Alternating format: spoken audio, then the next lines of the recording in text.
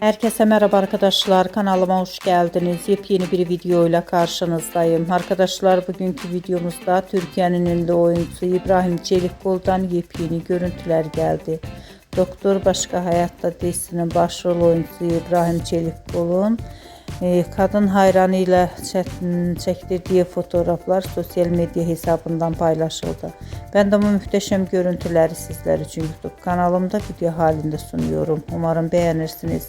Arkadaşlar, videomu beğendiyseniz kanalımı izlemeyi ve bildirim butonuna basmayı unutmayın. Şimdilik benden bu kadar olsun. Yeni videomuzda görüşmek üzere. Hoşça kalın.